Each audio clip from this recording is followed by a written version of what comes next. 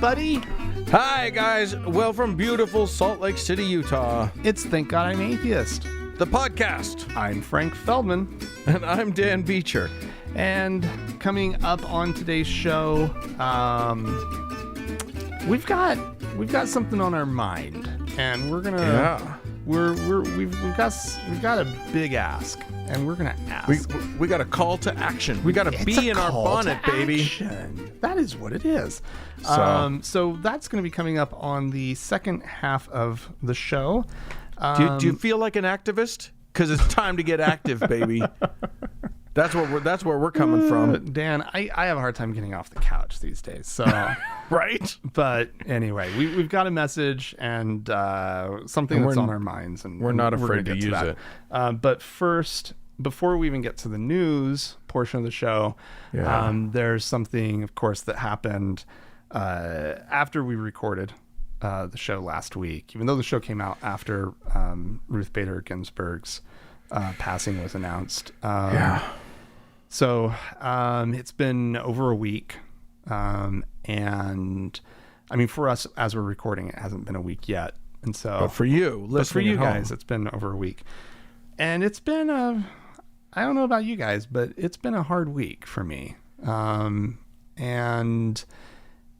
these are, obviously trying times that we're living through, but it behooves us to sort of stop and remember and honor somebody who worked so hard for equality in this country, and who was so incredibly important to all of us. And someone who cleared the path for women especially. Mm-hmm.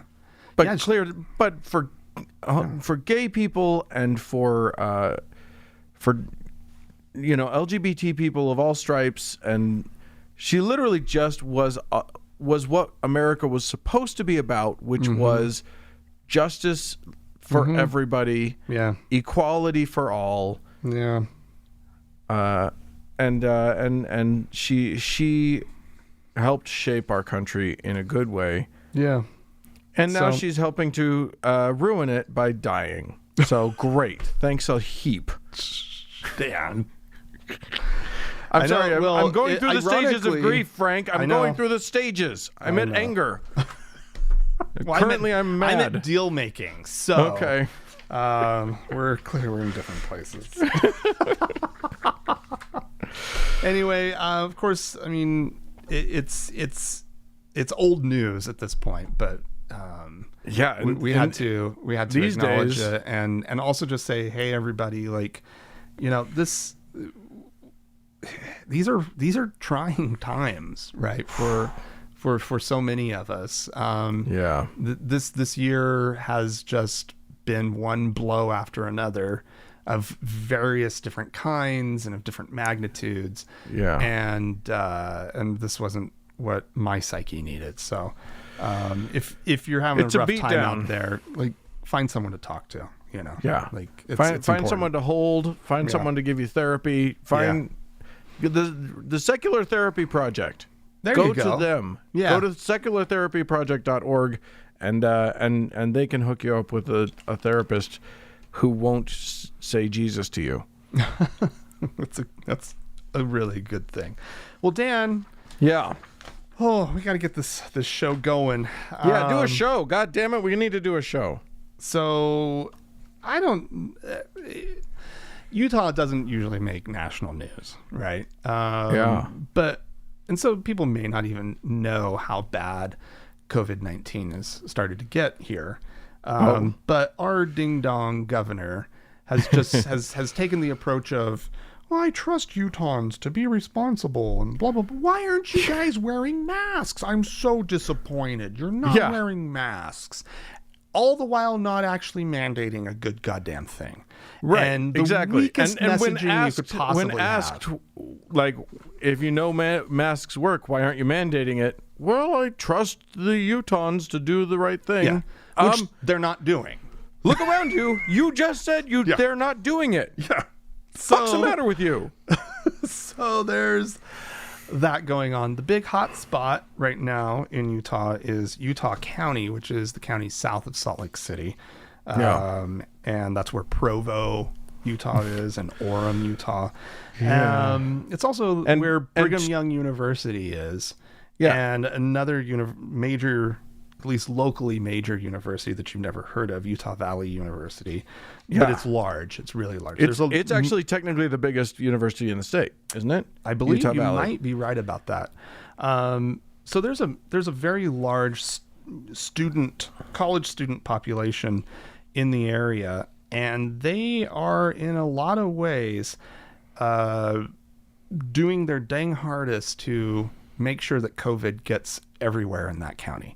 And so this is the story of two 20-somethings and a bunch of and their dance parties. These two young men, one of whom had been a student at Brigham Young University. His name is Kwaku L. He was a convert to the Mormon church. Did he convert from the book Dune with that name? Did he convert from Star Wars to Texas? Kwaku L is not a Star Wars name. That is a real human. Yes, it is, Dan. Okay. So he and a local Utah native by the name of Samuel Nee, that's Nii. So these two, they must have found each other at the Strange Name Symposium. Anyway, they formed a group that is named, and I kid you not, Young/Dumb, and they are they're party promoters, right? They put together the parties, they promote them. And they're all sort of, it's very Utah County. It's very Mormon, right? And so these are like dance parties with DJs. It's Mormon in the sense blah. that like it's Mormon in that subversive way, which is that they try so hard to be awesome, like crazy partiers, right? But there's mocktails. They don't serve alcohol there, so you have to sort of bring your own on the sly or whatever. Well, yeah, I don't know so much about that as far as on the sly, but the parties did serve mocktails specifically. And the photos that you would see on social media of these events, the kids were, modestly dressed. They weren't, showing too many shoulders and whatnot. So the clothes just, well, as the article says, they also aren't wearing clothes as risque as seen in nightclubs in Salt Lake City or Park City. Like the big evil city of Salt Lake. This is how these people think. It's true. And so anyway, it's kind of a fascinating story because the Kwaku L, he was the vice president of Brigham Young University's sort of Young Democrats, which is surprising that there's even a Young Democrats on BYU's campus, but there is. And he was involved in that. And he is, the article tracks his evolution from, somebody who supported Democratic candidates in the past to now basically spewing QAnon conspiracies about masks and the economy is more important than human lives and all this. Let me tell you something. BYU works.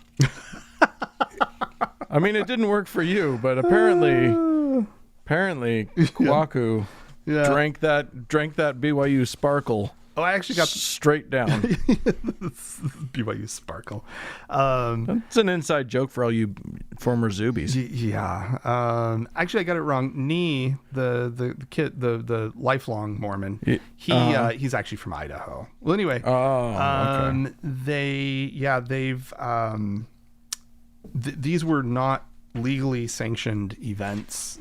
They had one that was officially shut down by the local police, and then they promptly rescheduled it, set it all up, and didn't announce where it was going to be until like hours before the event, so the police couldn't like really shut them down in the same way. They went underground. And their post said, however, so this was after the first one was canceled. They in their announcement of it, they said, however, due to us not being little bitches, we are replacing it with the underground dance party. God. So young/dumb. If you can fucking believe it. Which one's young and which one's dumb? Or are they both? They're both. They're clearly both. Like, well, I don't want to judge just by their pictures, but now they're. I mean, they look the part. Let me put it that way. And there's no real tracing going on in Utah, so we don't know what led to what. But I can tell you that these parties did lead to coronavirus being spread. Oh, yeah. Because these were unmasked events, right? Oh, yeah. These were unmasked events. They've actually sort of, you're right that there are no official tracings going on, but they've basically been able to trace, they know of at least, how many did they say? I don't remember exactly how, but they have been able to trace cases back to people who ended up getting sick later, right? Had been at this party type stats. And in addition to that, the community spread has been so significant. And obviously this is part of a larger problem. These aren't the only people doing stupid things in Utah County. Well, and that's the problem, is that it's not just these events, it's this attitude. Yeah. It's these ding-dongs who think that they're immune, or they don't care if they get it, and apparently don't care if grandma gets it either. And so well, Provo City, thanks to all these people, now has a mask mandate. Oh, really? Their city council passed a mask mandate. The mayor vetoed it, and the city council overruled the veto. Wow. So they do have officially a mask mandate. Whether people are actually doing it or not is entirely different. Not question. at the underground parties, they're not. Nope. All right. Well, there you go. I'm going to take us to Archer City, Texas, where a young kid, delightfully named David Bumgardner, just really enjoy that name. 21 years old, fresh out of ministerial school or whatever. Okay. Was the new minister at the Faith Memorial Baptist Church. This young guy was a dyed-in-the-wool conservative. Talks a lot of the good lines about, literally on his Facebook page, he wrote, "Abortion is evil, homosexuality is a sin," but also said, "Nationalism, ethnocentrism, racism, greed, unjust wars, policies that plunder the poor and the earth, and blasphemy are unspeakably vile." So he's having it both ways. I think, but no, he considers himself a conservative, Bible-believing, Orthodox, evangelical Baptist, but then also was calling out the less Christ-like things going on in the Trump administration. Oh, really? And announced that he was voting for Biden. Oh, really? Yeah. So, okay, go millennial/Gen Zer, that you're able to sort of navigate some tricky waters, and I applaud that. There's some integrity to these positions. I think. Okay. So what happened to this poor young man? Wait, why are you guessing that something happened to him, Frank? You don't think that the Southern Baptist Convention has room for such a person? Because guess what? It doesn't. Yeah, they revoked his ministerial license. No. Yeah, they didn't just give him a slap on the wrist. They're like, you're not a minister anymore. GTFO. No. Just Dude's for gone. saying that he was voting for Biden?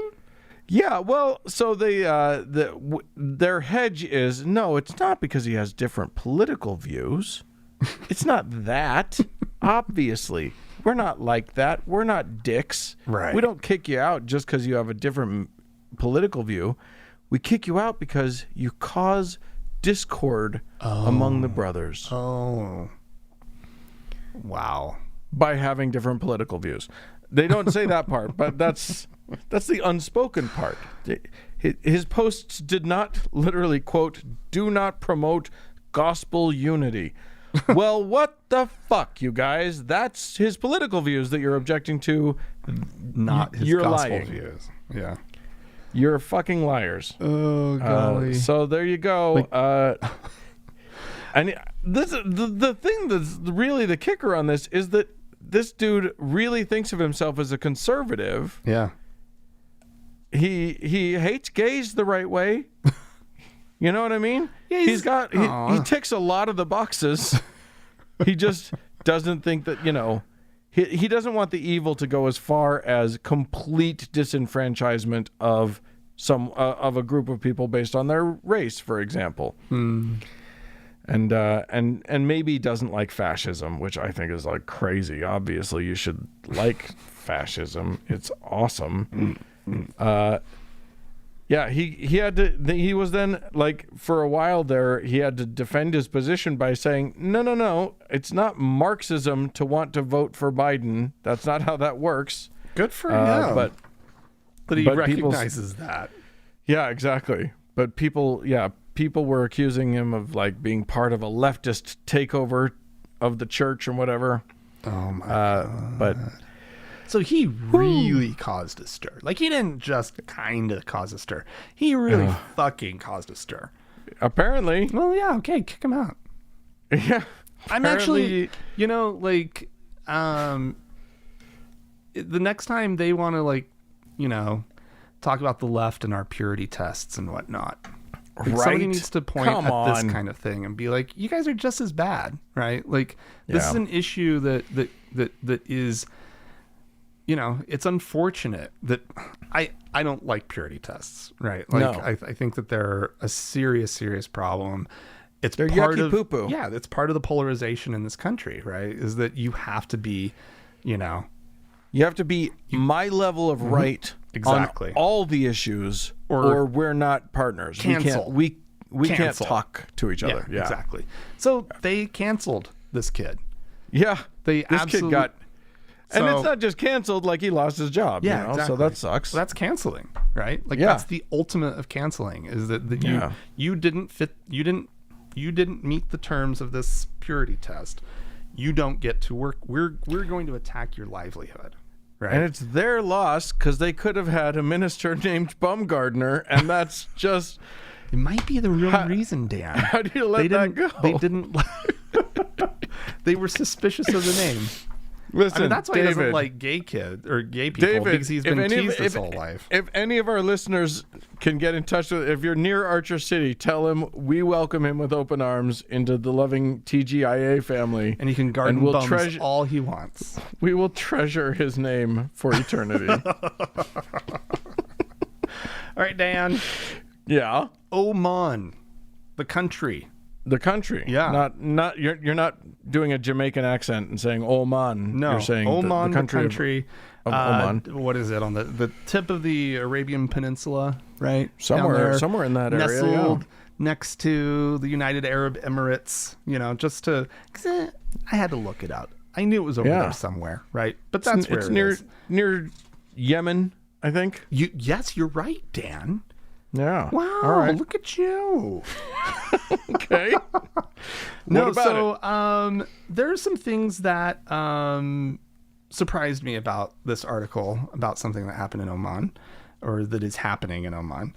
The first is that they are in the middle of a crackdown in their shopping malls about exposed knees and shoulders.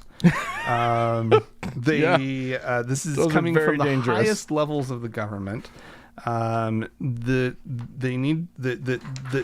There must be this crackdown. Men and women who expose their shoulders, knees, or chest. Oh, men and women. Men and women. It's an equal opportunity. Cover the fuck up. Okay. They could face fines of up to $780 and jail terms of up to 3 months. Whoa! The clothes that they are wearing to properly cover themselves must also be free of any sensitive drawings or illustrations. Wow. So you can't have a big, penis on your shirt that's, or something that says, Allah is dumb or something. Oh. Don't wear your Thank God I'm Atheist shirt. Exactly. I don't think, though, they need to actually tell anybody that one. Everybody just kind of knows that one. Yeah. But I tell you what, man, if you guys, any of our listeners who goes to the Middle East, don't fuck around. Oh no. Don't test them. No. That is not a good idea. Serious. Keep your head down. Do what they ask. Apparently wear long sleeves and pants at all times. Yeah. Don't fuck around. Yeah, I agree. However, interestingly enough, Dan, the veil is not mandatory. Because ladies can show their hair? I guess that's what and they their must face? mean. Because, and this is out of an interest of multiculturalism and religious tolerance. So they're not requiring that, but they do not want to see your shoulder. Yeah. No way. And your knee? Gross. Absolutely not. Forget about it. Your knee comes out. I guess there have been a lot of complaints about indecency. Oh my God. And as we know, if you've never seen, certain parts of the body before, even parts so innocent as, head, shoulders, knees, and toes, elbows, right? Yeah. Like it's titillating. Oh. Yeah. Nothing more erotic than the places where humans bend. Indeed. Oh my God. All right, fine. Well, I'm going to go back to Texas. I'm loving it in Texas right now. Okay. I don't know if can you call to mind, are you able to, the logo of the United Methodists? Is that something that is in your head? Is it like a flame of some kind? Yeah, it's like a thin cross. And next to it, and sort of interacting with it, is a flame. Okay. Yeah. I've seen it a bunch of times. One thing that has never occurred to me, and I don't know why, is that in the South, the sight of flames and a cross oh God has different meaning. Oh my God. So yeah, there is now a movement in the South to reconsider this logo. Oh my God. Because yeah, I mean it doesn't look to me, to my eye, like the cross itself is on fire. Right. That would be different. That would be like little jagged lines and probably more up toward the top. Right. Well, like I mean, but the flame sort of is next to and behind, but it's right next to it. There's no reason not to think that this is a flaming cross. Yeah, no, I'm looking at it right now. Yeah. Wow. So yeah, you just have seen something so many times, right? Yeah. Well, and that image of a flaming cross is not our image. You know what I mean? Right. I didn't grow up with that being something scary, but let me tell you something. If you grew up in the early 20th century or even later as a black person, you've seen some burning crosses and they were not pleasant. They were these are the whole idea was that this was white supremacists using this image as an intimidation and to terrorize black people. Yeah. So it makes sense to me that that especially black members would call on the United Methodist Church to maybe rebrand a little bit. Let's reconsider our logo and look into that. Which the second I started reading that, I was like, holy shit! Yeah. I would drop the cross because the flames are really nicely designed, right? Like, well done. Yeah. So yeah, I think you're right. They're lovely flames. I always they kind of look like leaves a little bit. No, it's just a very simple and elegant design. Right. The cross is really the problem. Yeah. Drop the cross. Let's just get rid of the cross. There's nothing wrong with fire, right? Everybody likes fire. It's a problem when you put fire with a cross. Yeah. Yeah. There you go. All right. Yeah. Drop the cross. Maybe put in a 5-pointed star. See what that does. That might look good. Upside down. Sure. Pointed downward. Circle? Yeah. In a circle. Yeah. Yeah. I like it. I like it. That sounds really good. So whether or not I am not holding my breath that this will happen, but it's a possibility. You know, it's hit the wires. So maybe it exists. Maybe something will come of this. Yeah. All right. But boy, are people reluctant to get rid of anything, even if it really, really hurts people's feelings. So. But, you know, Jesus never said anything about, like, you know, loving your neighbor or anything. So why would you feel compelled to change something just because your neighbors are hurt by it? Right. Dan. Yeah. You have, in the past, whenever the topic of somebody's claiming something along the lines of, claiming to be spiritual, or they're maybe saying that they're, you know, spiritual but not religious. But this is something that you have repeatedly been like, I don't know what they mean by this. Because I don't. Right. I'm still baffled by that thought. So, a recent study that looked into what spirituality means to people, right? Sure. Has come out. Great. It has found the findings are kind of interesting. For example, 86% of Americans, according to this study, identify as spiritual to some extent, right? Okay. See, for a second there, I thought you couldn't get more meaningless than just spiritual, but spiritual to some extent. You've really blown the doors off of it. Just wait. Like, it finally gets to the point, right? Okay. It's so and it found out some kind of interesting thing about people's the more that they identify themselves as being spiritual, right? The higher they rate their spirituality, it correlates with their likeliness to volunteer, or to donate, or to vote, even, right? Oh, wow. So there's this connection to being civically minded, right? The more you identify yourself as spiritual. Now, one of the things that they pointed out was kind of an innovation of this study is that they actually asked people to define what spirituality meant to them. So to kind of get at the core of, like, when you say this, what do you mean, right? What the fuck are you talking about? Exactly. And so they were able to do this through focus groups, I guess, after the initial survey. And they found that one of the things they did is they had people draw pictures of spirituality. Like, what are some of the images, right, that sort of come to mind?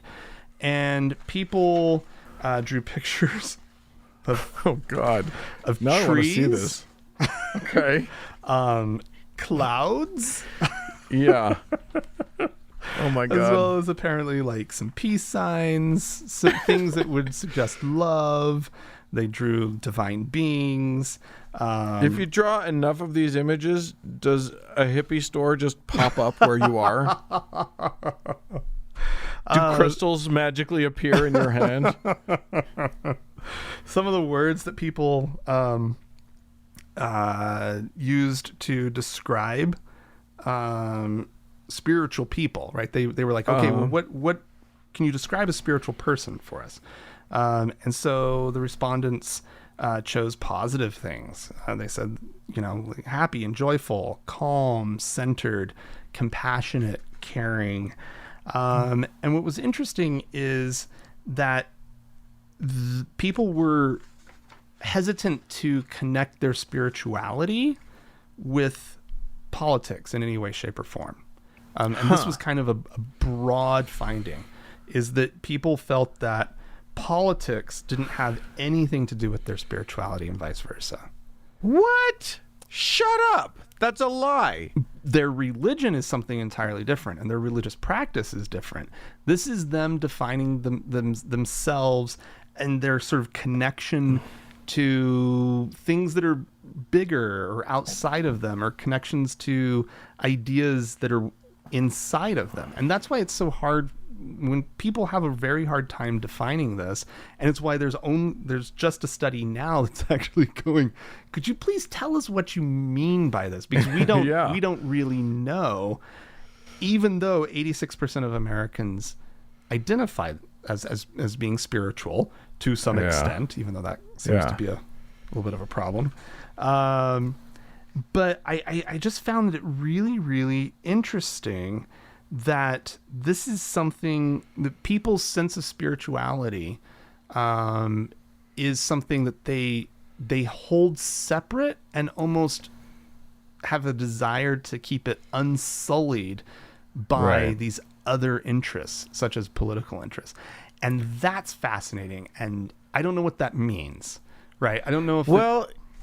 I feel like this concept of spirituality, it's on. Here's where I really object to the idea, and I want to be specific about it, because what I think it is this holdover where somebody embraces the qualities that you mentioned of compassion and caring for the environment, or caring for the fellow humans, or any number of very positive personal traits.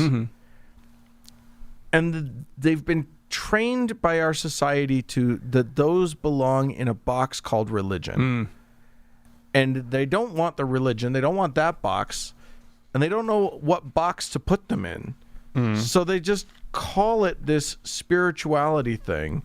And then they can throw whatever woo they want on it. They can overlay it with any number of, candles, quasi Native American or ancient Indian practices that they want to. Little bells. And they can smudging, whatever it is. Right. But really, all we have to do is just say, no, you can have all of those things, and you can work on them, and you can grow them inside of yourself. And it's just about being a good person. Is there a need, Dan, for people to disassociate almost really positive feelings from themselves, right? Like they want it to be coming from outside, right? They want it to be coming from this source, when all they need to do is say, that love that I feel, that burning feeling that I feel, right? Yeah. Or that whatever, right? Or that interconnectedness that I feel with other humans, with nature. I'm feeling that's just that. You. I feel that because that's how powerful that is. Right. And that's enough. And there's nothing, you don't need anything bigger than that. That's a human reaction to these kind of experiences or connections or... Right. I hate to boil it down even further, but guess what? It's fucking chemicals, baby. It's like... Yeah. No, it's your chemistry, and I approve of all of that. But like, when we can replicate those same feelings by dosing you with a little bit of magic mushrooms or whatever, guess what? It's your chemistry. Yeah. That's what's happening. Magic mushrooms, psychedelics aren't unlocking your connection to the universe. Oh, people like to say it, though. Anybody who's been through like an ayahuasca ceremony and they talk about the mother or whatever, it's like, excuse me? You had an experience, and I don't deny that, and it may have changed you for the better. Wonderful. Right. But it was a chemical change, not you didn't connect to something in another realm. You connected to something very much in your realm. Inside you, literally. Yeah. Yeah. I mean, Steve Urquhart might disagree with me. All right. Well, we've got an email about that. I'll remind everybody who that is later. So I'm going to take us to here in these United States. There's lots and lots of different kinds of churches. We talk a hell of a lot about the sort of right-wing, very conservative evangelicals because they like to holler. They are very noisy. But here's an interesting thing. There has been a study of over 1,200 congregations across the United States. Mm-hmm. And in terms of political engagement, it turns out that the liberal congregations are far more engaged than the conservative ones. As define engaged, like what are they up to? We're talking about activities like political discussions, voter guides, get out the vote, voter registration stuff, lobbying elected officials, really, demonstrations, marching, all of these sorts of things. The liberal congregations are more engaged than the conservative ones. Well, maybe so that's interesting. Maybe Biden's no dummy. Well, there is that because we ain't organized.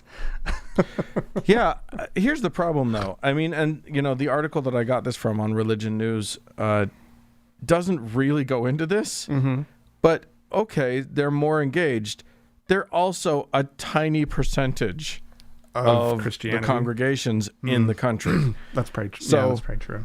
So 80% of them, or whatever the percentage, apparently half of the congregations, the liberal congregations, are more engaged. But half of a small percentage is still a smaller percentage than or a smaller number of people of engaged communities than what the conservatives have. So interesting.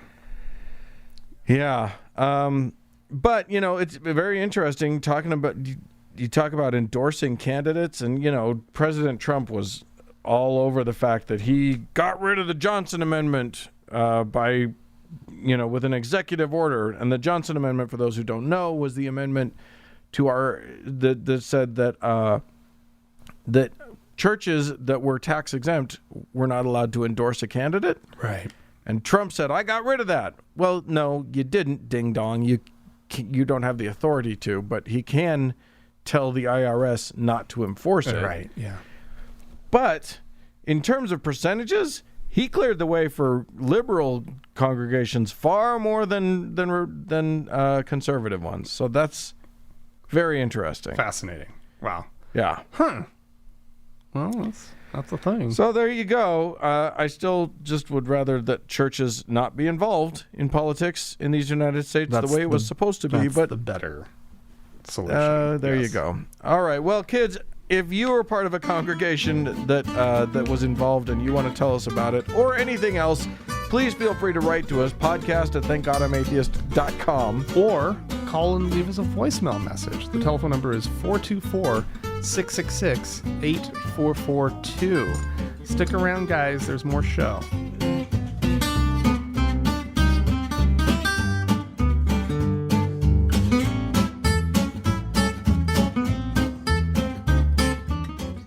Hey, Dan.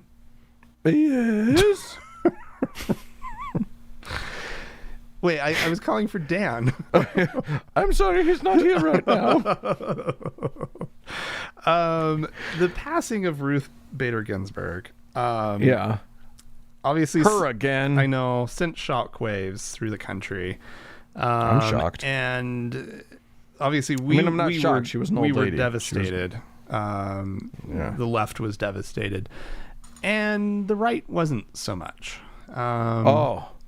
They were not devastated. Were kind of pleased as punch, really. It's kind of ugly, but boy, I saw so many, like Coach Dave was chiming in about how great it was. Yeah. And when Scalia died, you and I on this show were pretty stoked about that. I let's not paint ourselves as saints, or that in their position we didn't do the same thing. But here's what they where they take it that we didn't, and it's that they were praying for it. Yeah, they were wishing and wanting for Ruth Bader Ginsburg to die. Well, and not just hoping. Now they're taking credit. So here's Robert Henderson, who's a pastor, who apparently he had taken a trip to D.C. recently. Here's what he had to say. We were in the meeting on Monday night in D.C., and I told him, I said, look, we need to go into the courts of heaven right now while we're on site in D.C., and we need to shut the mouth of the lion judicially. We need to ask for a judgment against the lion that has actually been devouring and intends to devour from the Supreme Court. We need to get a judgment against this lion that Paul said God shut the mouth of. So I led us into that place. Well, guess what? Ruth Bader Ginsburg has passed away. President Trump will establish a new Supreme Court justice. That's no accident. That's no accident. We dealt with that very significantly. Someone said, now, how can you have the authority to do that? Because we are a house of prayer. Because you are a house of, no individual can do that, but a house of prayer that is representing a culture can stand in the courts of heaven and get verdicts rendered out of heaven that will allow God's will to be done. Do you need to understand? If we don't shut down this abortion issue, that blood altar will invite demonic powers into this nation. It will continue to do it. As bad as killing babies is, it's not just about the babies, it's about a blood altar that is inviting demonic powers. We have to shut it down. And we need a judgment against the mouth of the lion. Frank, I'm going to admit something to you. What's that? I don't know what the fuck he's talking about. This judgment mouth of lion business, I literally have no idea what the fuck he's on about. Yeah, fair enough. I think the sentiment, this let's not get too mired in the specifics and bogged down by details here. In the words that he's used. Yeah, because it's more the general meaning. Which was that if you have enough people, the prayer, "Dear Jesus, please kill her," will work. If you have enough people. Yeah, I think that is what he's claiming. And,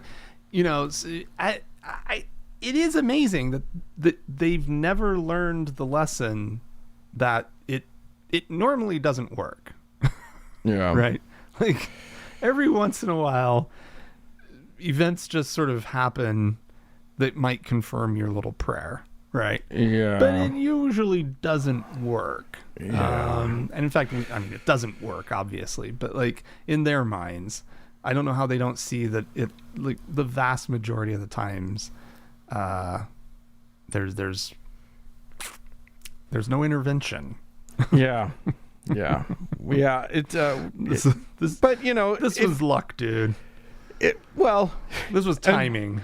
If you're gonna take credit for a prayer working, why not take credit for a murder? Why not make it somebody dying? Yeah, that's like normally it's like somebody healed of something, and it's like, well, that's problematic enough, right?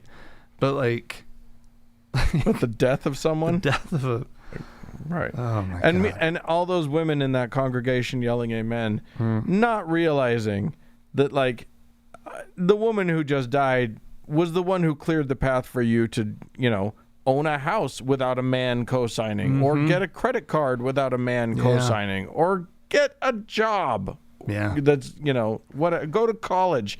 I mean, you could go to college before, but Right. But like, just the equality that you enjoy as a person, you probably don't enjoy it. Who am I kidding? These women. Well, here's one for you, Dan. Ironically, Ruth Bader Ginsburg made it possible for a woman to come along after her to undo her legacy. Yeah, well, that's true. Right?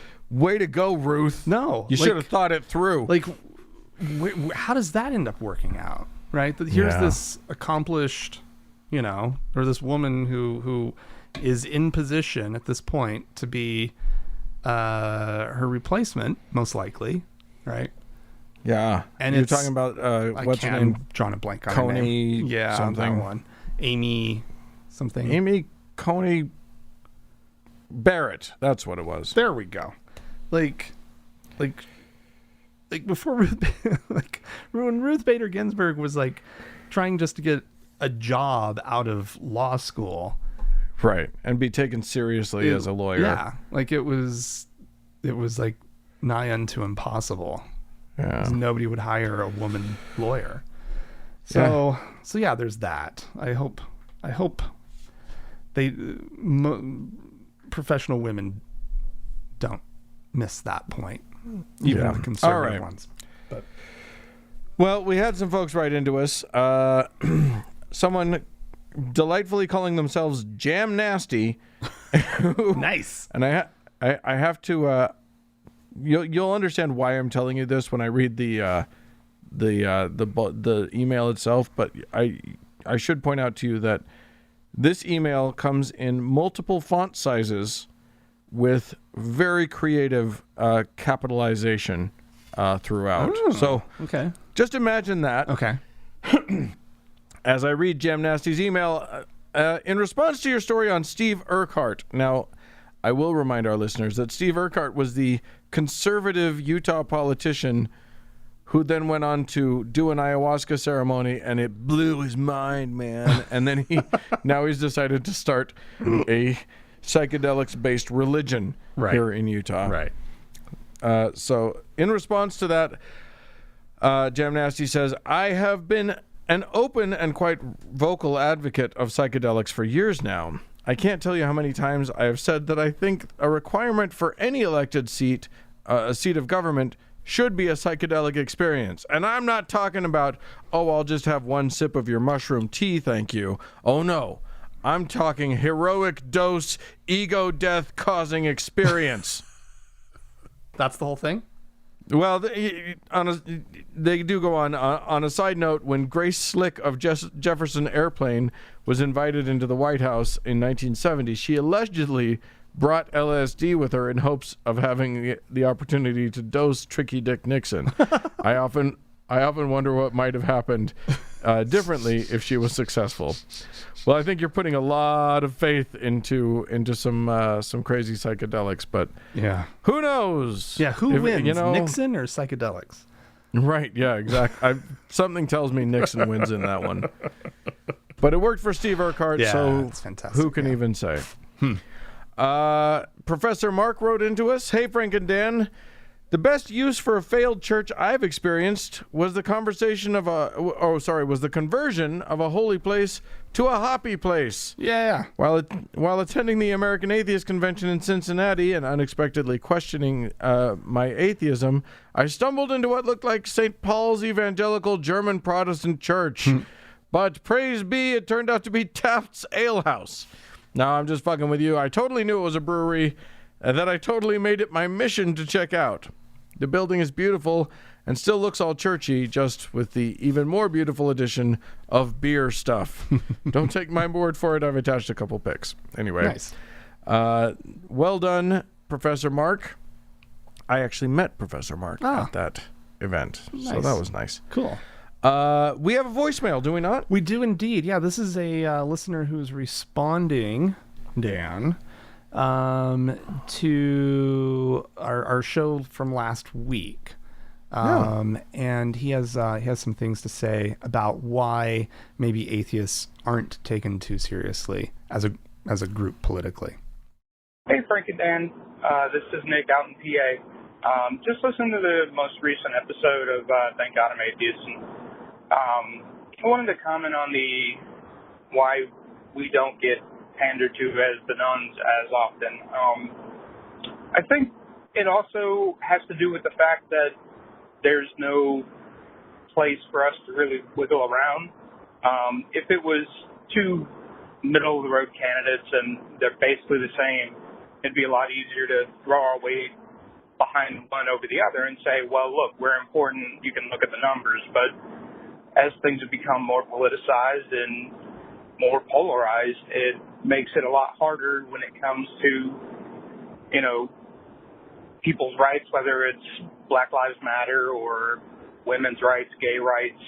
The stakes are way higher. And at that point, it does end up making it so that we kind of get taken for granted because, for the most part, a lot of nuns tend to be kind of liberal-leaning, and, we just kind of get taken for granted, and it sucks. I don't know the answer to move forward, but I think the only way we're going to get to a point where we can be listened to a little bit easier is if things become more depolarized and kind of cool down a bit. I don't know. Thanks for the great job you guys do, and keep up the good work. Love y'all. Bye.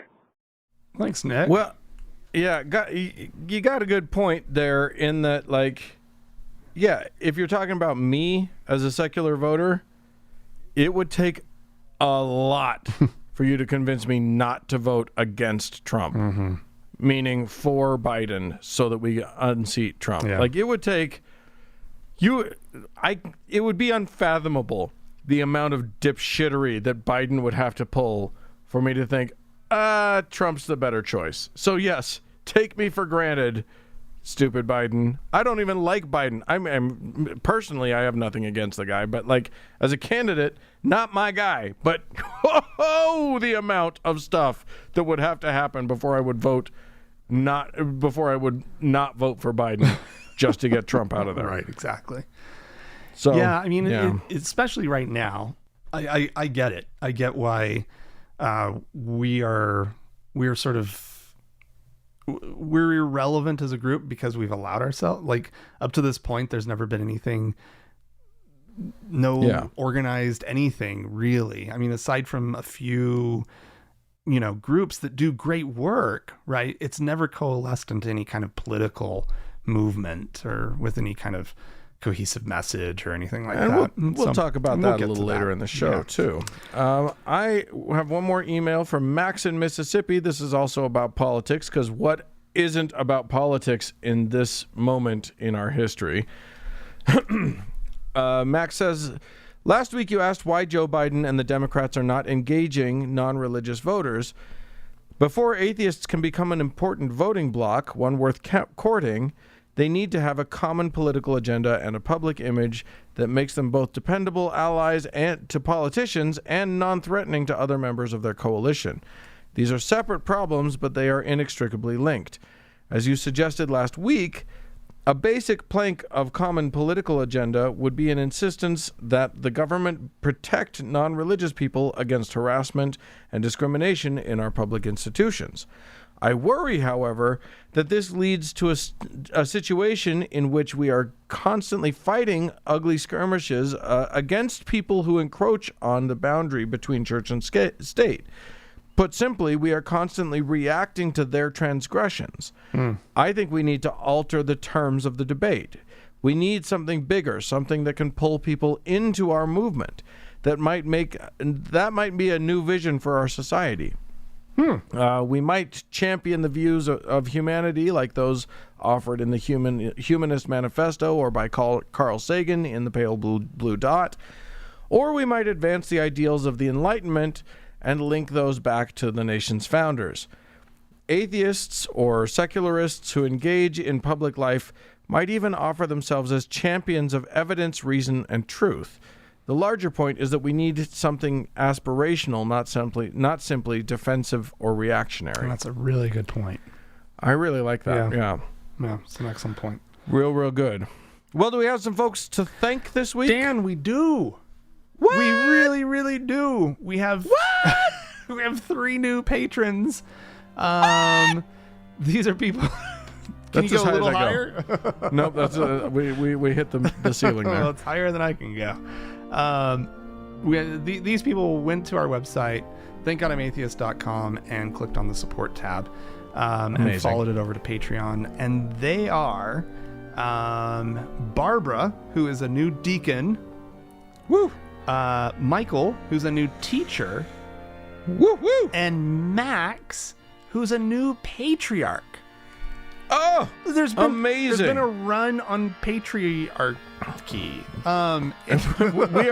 We're generally anti-patriarchy on the show, sort of philosophically. Yeah. But if you'd we're like to be patriarchs. a patriarch, we'll help you out. So thank you so much, guys. It's really fantastic. And this is probably a pretty good time to announce something, Dan. Which is we are ad free. Whoa! We are officially. It's been worked out with the hosting company. So that little threatening, or not threatening, the warning at the beginning of the show a couple weeks ago. Nobody even needs to worry about anything. We're staying put for the time being. But we are ad free. And you so guys, if you hear an and ad, that's all due to that's due entirely to our patrons. Absolutely, yeah. That's what's made this possible. Absolutely, we could not do it without you. So we're not making any ad revenue, and will not going forward. But if you do happen to hear because we like you guys more, yeah, absolutely.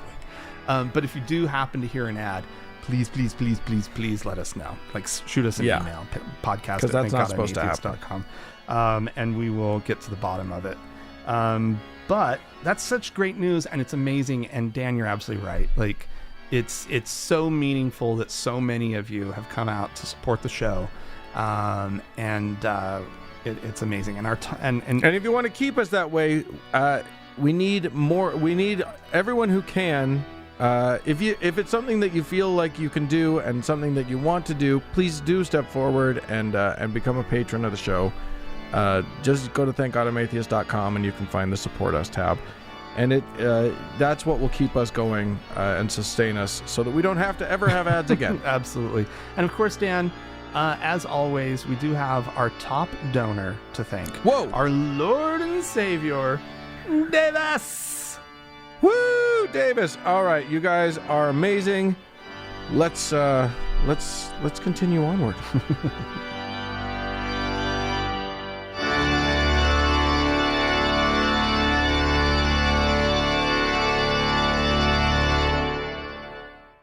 Dan. Hey. So, like we've talked about already a lot on this episode, is that this is a rough time politically in these United States. Yeah. This is a really rough week where we're coming to terms with the passing of Ruth Bader Ginsburg and what that's dealing with the fact. Yep. You guys, it's going to happen. Yeah. They're going to get another. It's going to be 6-3.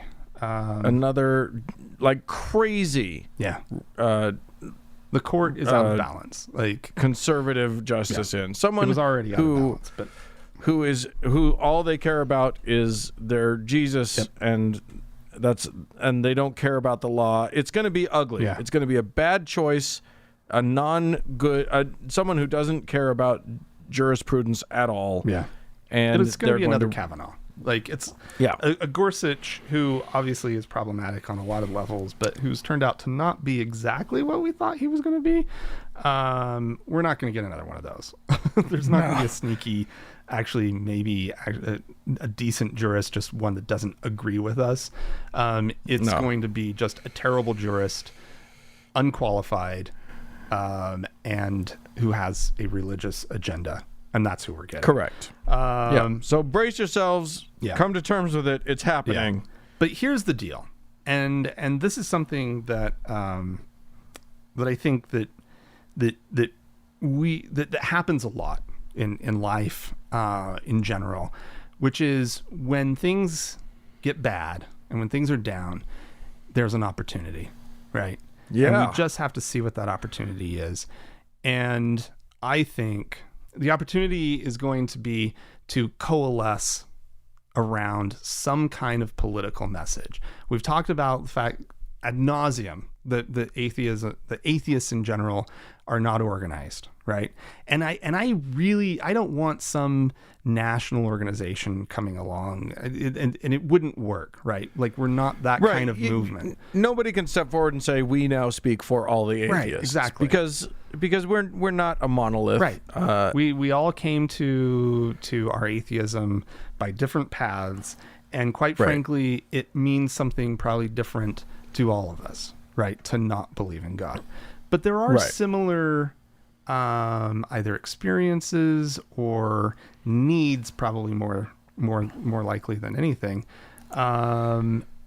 like the need to keep prayer out of the schools and out of our public meetings, to keep religious education out of the schools, and literally right now our president has just announced that he wants to do what did he call it? Like patriotic education, which is literally just code, the thinnest veiled thing. It's just going to be religious indoctrination. Right. It's going to teach a revisionist history that is not even related to reality about the founding of the nation. You mean?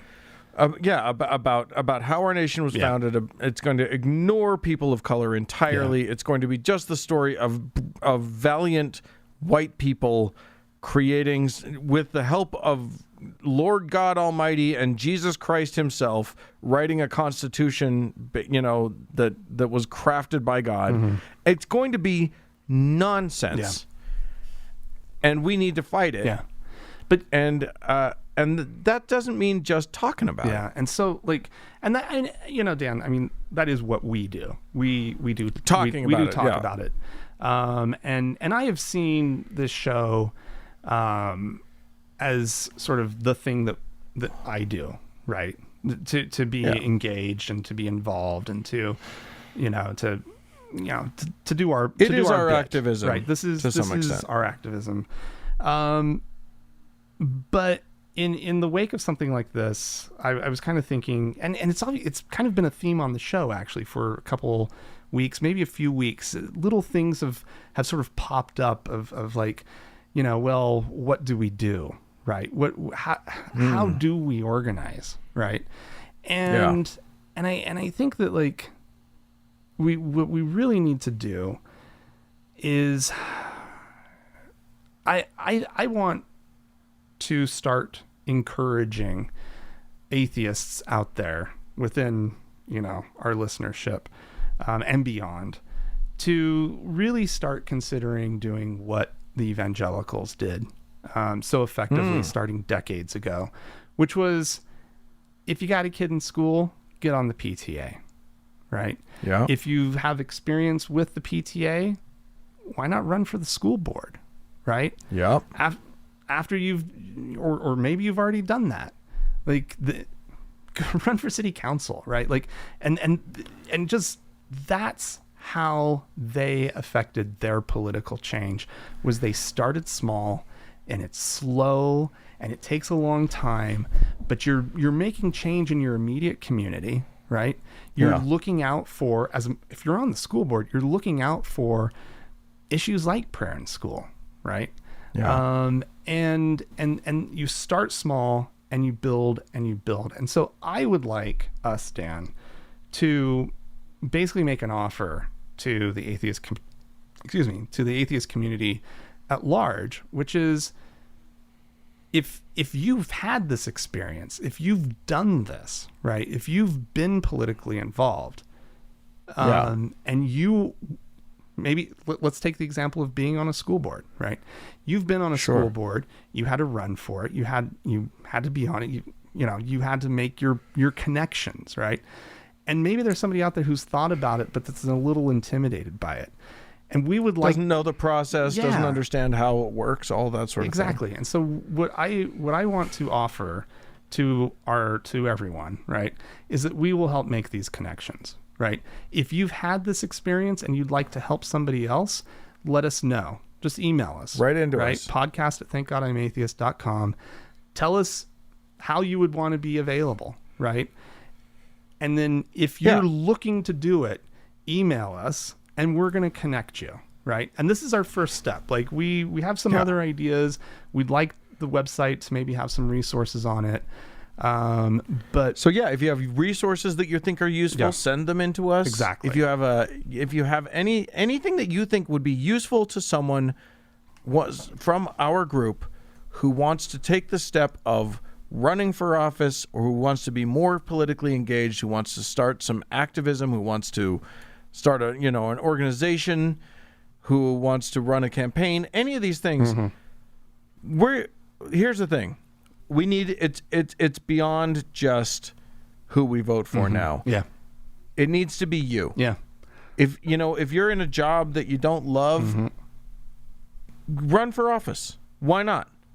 Find a way, or if you've got a friend who's an atheist, who's a non-believer, who's a nun, and you think they would make an excellent candidate, let's dive in. Let's get it going. Yeah, absolutely. You know what I mean? Like, it's too late for this particular political cycle.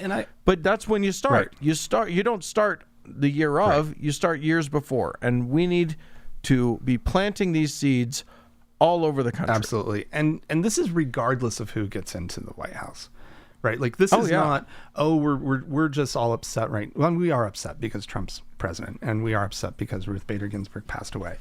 But this is not about them. This is about us standing up for a secular society that is going to continue to be eroded. Like it's just going to, right? We're facing this right now, and we need to stand up for the thing that we want, which is a society that is for all of us. That's the thing. That is the beauty of the secular message, is that we're not trying to take anything away from anybody, and we're not trying to tell them to exclude. That they don't have a place in the conversation, right? The people have a place. Their religion doesn't, right? Like your ideas have a place. Your values have a place. But come and talk about them outside of religion, right? And come and talk about them as part of our society. Exactly.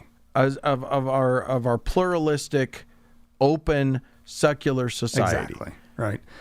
It's and this, obviously this doesn't just apply here in the United States, but when you're in a government, when you have a governmental system that is meant to be representational or representative, meaning we elect people to represent us in these bodies. Right. I want us to be representing us. Yeah. I want, we can't just rely on people that align with us politically to care about, maybe they will. Maybe they'll care about our way of thinking.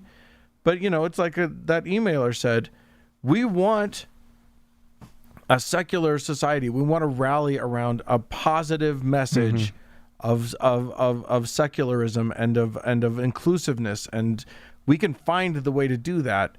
But a bunch of us, right? You, the person listening at home, genuinely check in with yourself. Is this something you could do? Right.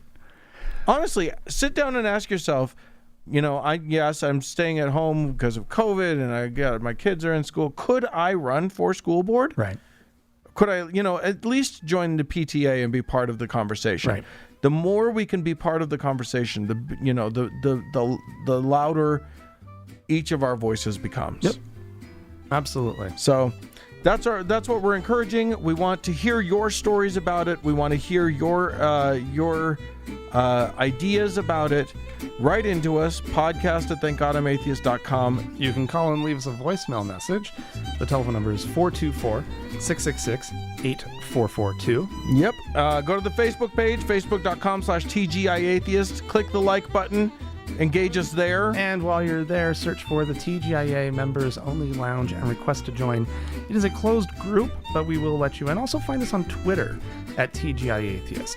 And you know what, Dan? Absolutely. Yeah. If you like what you hear out there on this show, right, please help us continue to make it possible. You can do so by visiting our website, thankgodimatheist.com, and clicking on the support tab. Thanks so much to the Red Rock Hot Club for the use of their music. And thank you to Gordon Johnston for the use of your music. And thanks to all of you for tuning in. We sure do appreciate you. Thanks, guys. Bye-bye.